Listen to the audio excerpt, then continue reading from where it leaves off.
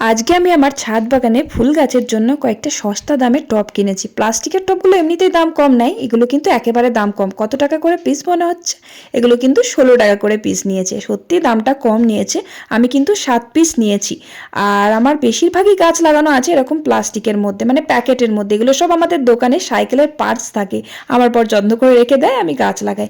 আমার বেশিরভাগই গাছ লাগানো আছে এই প্লাস্টিকের মধ্যে। যাই হোক, আজকে আমি কয়েকটা টব কিনেছি। টবগুলো একটু ফুটো করে নিলাম, ফুটো করে নিয়ে যে প্লাস্টিকগুলো কেটে টবের মধ্যে দিয়ে দিলাম। সত্যি বলতে টবের মধ্যে দেখতে বেশি সুন্দর লাগে। আমাদের এখানে মাটির টবের প্রচুর দাম, এক একটা তো 70-80 টাকা করে পিস নেয়, তা আবার ছোট সাইজের। বড় সাইজের গুলো মানে এরকম সাইজের গুলো তো আরো দাম নেয়। আর এই ক্যালেন্ডুলা গাছগুলো একদম ছোট ছোট চারা গাছ লাগিয়েছিলাম। আজ দেখো যত্ন করে কত সুন্দর ফুল হয়েছে গাছগুলো, টবের মধ্যে যেন বেশি ভালো লাগছে দেখতে। আর একটা জিনিস কি জানো তো, এই টবগুলো কিন্তু আমাকে বাজারে গিয়ে কিনে আনতে হয়নি। এই টবগুলো আমার বাড়ির সামনে বিক্রি করতে এসেছিল, আমি কিনে নিয়েছি।